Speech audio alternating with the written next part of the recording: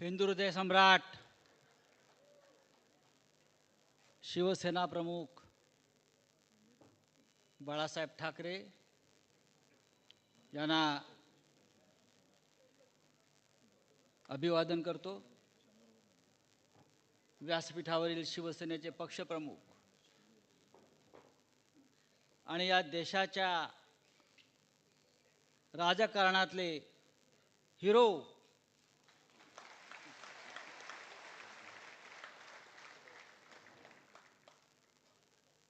शिवसेना पक्षप्रमुख उद्धवजी ठाकरे,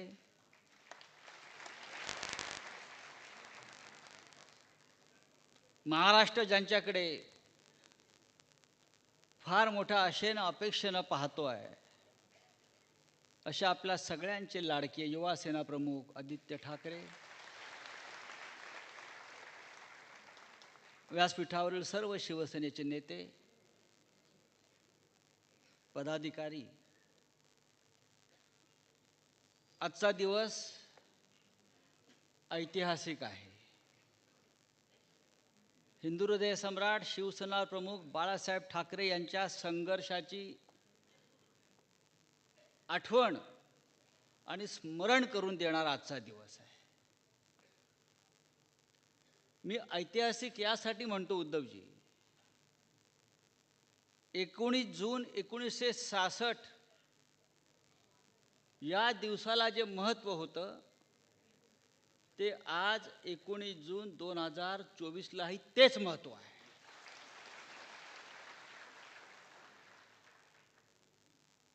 असं वाटतंय की शिवसेनेने फक्त पुनर्जन्म घेतला नाही, तर फिनिक्स पक्षाप्रमाणे राखेतून आपण पुन्हा एकदा गगनाला गवसणी घातलेली आहे। एक ऐतिहासिक विजय प्राप्त करून आपण सगळे इथे आलेलो आहोत आणि त्या विजयाचं नेतृत्व माननीय उद्धवजींनी केलेलं आहे।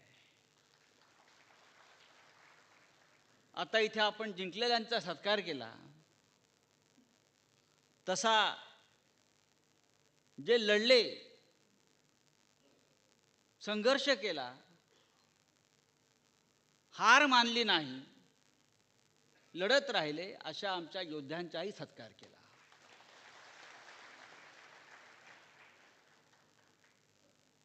हा छत्रपती शिवाजी महाराजांचा महाराष्ट्र आहे आणि हा महाराष्ट्र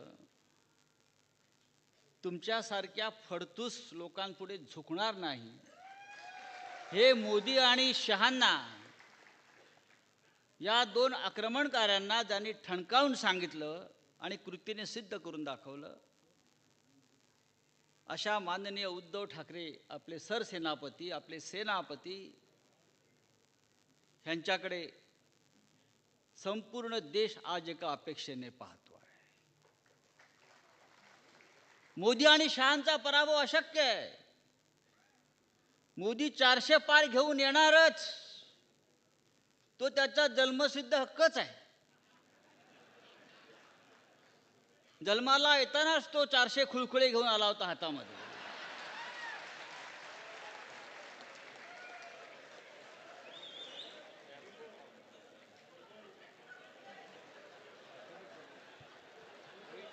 काय म्हटले?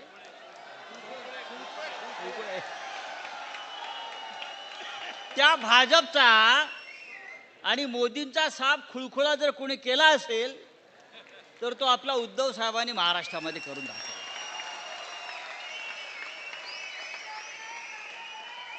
शिवसेना संपवायला निघाले होते। शिवसेना कुठे आहे? अरे शिवसेना अशी संपते काय? शिवसेना संपणार नाही। भगवान शंकरानं हलाहल प्राशन करताना एक थेंब जमिनीवर पडला, त्या थेंबातून निर्माण झालेली ही शिवसेना हलाहल प्राशन करून उभी आहे। आम्ही अनेक हलाहल पचवून इकडे उभे आहोत। तुम्ही आमच्यावरती असे किती अघोरी प्रयोग करा, आमच्यावर काय ते चालणार नाही। तुम्ही किती रेडे कापा। आज तिथे काय ते डोम ना, त्या डोममध्ये डोमकावळे जमले आहेत.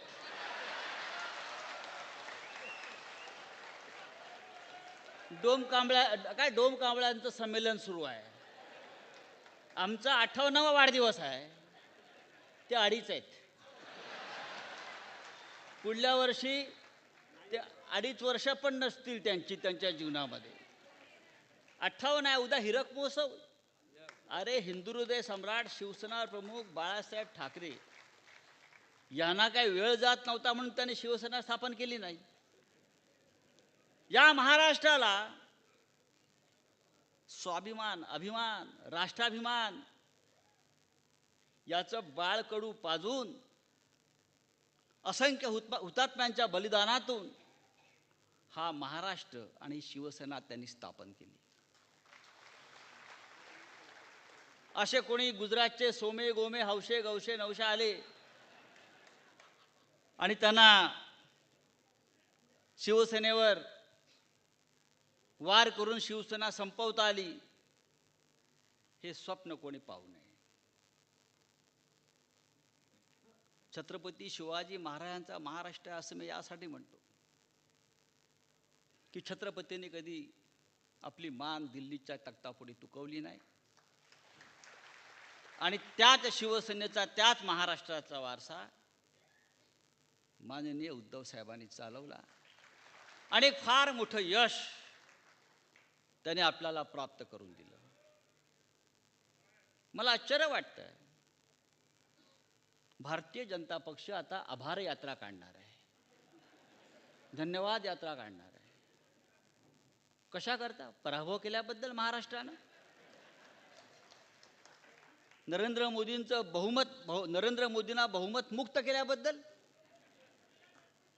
मला कळतच नाही की धन्यवाद यात्रा महाराष्ट्रात देशामध्ये काढणार. 400 करणार होते, ते 240च्या खाली आम्ही आणून ठेवले म्हणून आभार यांच्या डोक्यावर परिणाम झालाय. मोदी हा ब्रँड होता, आता मोदी ब्रँडी झाली आहे, बहुतेक नशेत आहेत.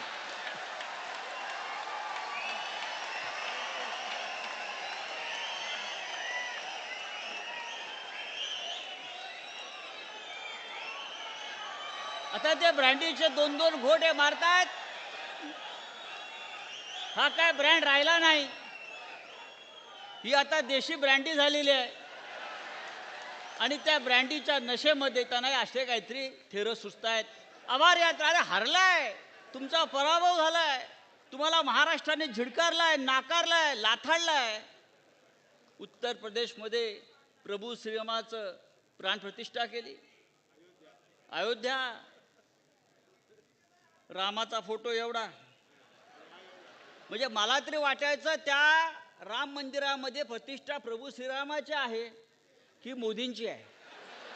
मी 4 तास टीव्ही पाहत होतो, मला प्रभू रामाची मूर्ती दिसली नाही, फक्त मोदी दिसत आहेत, मोदी दिसत आहेत, मोदी दिसत आहेत. आता मोदींना राम दिसला असेल, रामाने त्यांना लाथ घातल्यावर.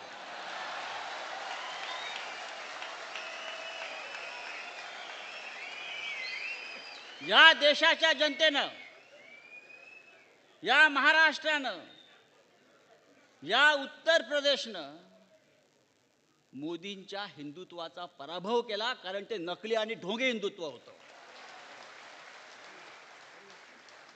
आणि महाराष्ट्रामध्ये भास्करराव आपण म्हणताय ते खरं आहे, सट्टा लागला त्यांना. बघा, त्यांना सत्ता लागलाय, सत्ते पे सत्ता. पण हा त्यांना शेवटचा आकडा आहे. यानंतर त्यांचा आकडा या महाराष्ट्रामध्ये लागणार नाही. हा सट्टा बाजार, हा स्टॉक एक्सचेंज, हा शेअर बाजार हा नेहमी तात्पुरता असतो, कधी कोसळतो. दिल्लीतही कोसळणार आहे आणि महाराष्ट्रातही कोसळणार आहे. कसला स्ट्राईक रेट हो, कसला स्ट्राईक रेट? स्ट्राईक रेट महाराष्ट्रामध्ये वाढलाय तुमच्या बेईमानीचा, गद्दारीचा, आणि तो आम्ही खाली आणू. 7 जागा मिळाल्या, त्यातली अमोल कीर्तीकरांची जागा आपण जिंकलेली जागा आहे, ती आपण पुन्हा जिंकू. या देशामध्ये भारतीय जनता पक्षाच्या 110 जागा या 500 ते 1000च्या फरकाने जिंकलेल्या आहेत. 500 ते 1000, 110 जागा 500 ते 1000, म्हणजे तो विजय मला मानता येणार नाही. जसा अमोल कीर्तीकरांचा विजय चोरला तसे हे 110 विजय त्यांनी चोरले. नाही तर भारतीय जनता पक्ष हा 120लाच अडकलेला आहे. 120च्या पुढे भारतीय जनता पक्ष गेलेला नाही. नरेंद्र मोदी लोक म्हणतात ते हारलेच होते. अमोल कीर्तीकरांच्या प्रमाणे त्यांचा विजय शेवटी खेचून आणला. देशाचे प्रधानमंत्री 5 फेऱ्या, पहिले 3 तास पिछाडीवर पिछाडीवर पिछाडीवर पिछाडीवर, जिथे जिथे हिंदुत्व, जिथे जिथे मंदिरं, तिथे तिथे भाजपचा पराभव झालाय, लक्षात घ्या. वाराणसीमध्ये हरता हरता वाचले, अयोध्येमध्ये हरले, रामटेकला हरले, रामेश्वरमला हरले, चित्रकूटला हरले, सती राणीला हरले, नाशिकला पंचवटीला हरले.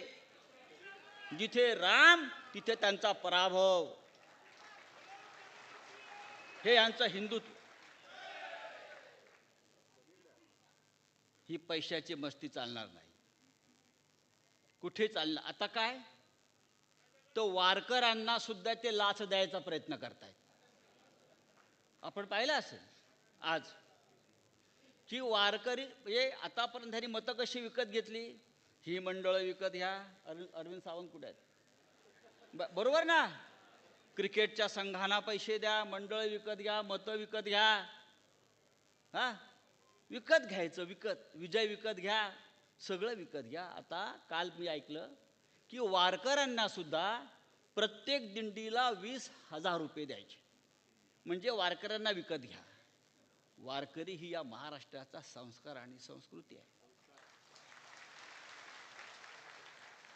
छत्रपती शिवाजी महाराजांना तुकोबा रायांना एक चांदीच्या ताटात नजराणा पाठवला. तो नजराणाही तुकोबा रायांनी परत पाठवला वारकरी म्हणून. त्यांनी सांगितलं त्यांचा वारकरी संप्रदाय. आणि तुकोबांनी सांगितलं, आम्ही नेणे सुखी म्हणा विठ्ठल विठ्ठल मुखी, येर तुमचे वित्त धन मज मृतिके समान. हे तुमचा नजराणा, हे तुमचे पैसे मला माती समान आहे. आम्ही स्वाभिमानी वारकरी आहोत. आम्हाला हे राजाचे नजराणे नकोत, आम्हाला विकत घ्यायचा प्रयत्न करू नका. पण या महाराष्ट्रामध्ये हे मस्तवाल सरकार प्रत्येकाला विकत घ्यायचा प्रयत्न करत आहे. आणि त्यांच्या छाताडावर पाय रोवून उद्धव साहेबांनी हा विजय आपल्याला मिळवून दिलेला आहे. मी शेवटी इतकंच सांगेन, आज का फार मोठा आपण सांस्कृतिक कार्यक्रम ठेवला नाही. तो पाहायचा असेल तर डोमकावळ्यांचा कार्यक्रम तिकडे सुरू आहे, ते जाऊन तुम्ही बघू शकता. मी इतकंच सांगेन की ह्या निवडणुकीनं आपल्याला एक चांगला संदेश दिला. आपण तो प्रखर हिंदुत्ववादी म्हणून स्वीकारला पाहिजे. हा संदेश आपल्याला नाही, हा संदेश सगळ्यांना आहे. महाभारत आणि रामायण हे आपले 2 पवित्र ग्रंथ आहेत हिंदुत्वाचे. रामायणाने सांगितलंय, सोन्याचं हरिण नसतं बाबा, मृगजळाच्या मागे लागू नका. हे शिंदे अजित पवार मृगजळ आहे, संपलं. सोन्याचं हरिण नाही. किडनॅप झाले, किडनॅप संपले. आणि महाभारतानं संदेश दिला की सत्तेची मस्ती चालणार नाही, बहुमताची दादागिरी चालणार नाही. तुम्हाला कधी खाली उतरवलं जाईल आणि तुमचा सत्यानाश होईल.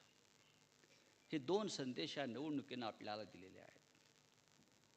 महाभारताच्या 13व्या अध्यायात एक फार छान प्रसंग आहे, तो सांगतो आणि हा विषय मी संपवतो.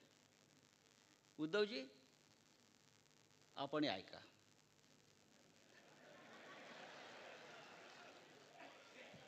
महाभारताचं युद्ध संपलेलं आहे, वाताहत झाली आहे संपूर्ण पृथ्वीवर. आणि श्रीकृष्ण आणि अर्जुन यांचा फार सुंदर संवाद आहे. श्रीकृष्णाने अर्जुनाला विश्वरूप दर्शन दिलं. आणि या पृथ्वीवर जे जे काय चालू आहे ते दाखवलं. हाणामाऱ्या, संघर्ष, पक्षांतर, फोडाफोडी, सत्तेची खेचाखेची, विश्वासघात, ईडी, सीबीआय, मोदी, शहा, हे सगळं श्रीकृष्णांना अर्जुनाला दाखवलं. हे बघून अर्जुन अस्वस्थ झाला आणि श्रीकृष्णाला विचारलं, हे जर असंच चालणार असेल, असंच होणार असेल, तर हे जग तरणार तरी कोणाच्या खांद्यावर?